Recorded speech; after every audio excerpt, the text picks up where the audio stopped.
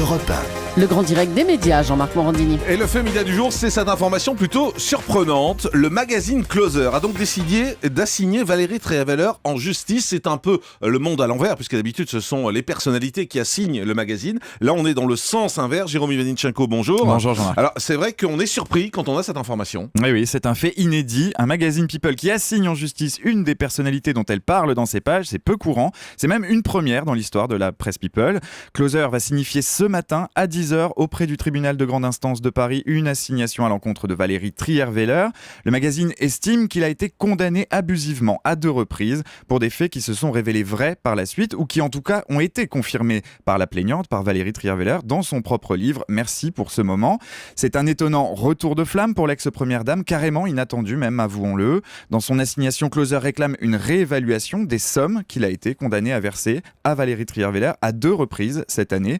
Des sommes qui ont notamment été versées au titre du préjudice moral. À la lecture du livre de Valérie Trierweiler, le magazine estime qu'il n'y avait pas de préjudice moral. Donc en clair, ces condamnations n'avaient pas lieu d'être, ou en tout cas pas à cette hauteur. Alors, pour qu'on comprenne bien, rappelez-nous pourquoi le magazine a été condamné. Alors, dans son numéro du 7 février dernier, Closer montrait Valérie Trierweiler à l'île Maurice et écrivait qu'elle préparait sa revanche à l'encontre du président.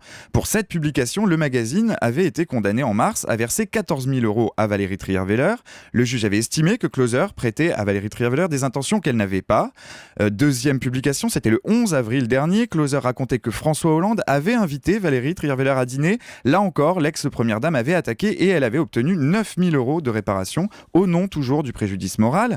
Or, Closer voit aujourd'hui dans le livre de Valérie Trierweiler des éléments qui lui permettent de contester ces 2 décisions de justice. L'esprit de revanche, tout d'abord, qui, selon le magazine, est illustré par la publication même du livre de Valérie Trierweiler. Et puis, sur le second volet de cette affaire, l'ex-première dame confirme dans son livre des faits pour lesquels elle avait fait condamner le magazine. Closer réclame donc que les sommes versées pour ces 2 condamnations, 21 000 € au total, soient réévaluées à minima à hauteur de 1 €. Alors, y a-t-il eu des réactions depuis hier et depuis l'annonce de cette procédure plutôt étonnante ? Alors du côté de Closer, depuis hier, depuis l'annonce par l'AFP de cette assignation en justice, on se refuse à tout commentaire.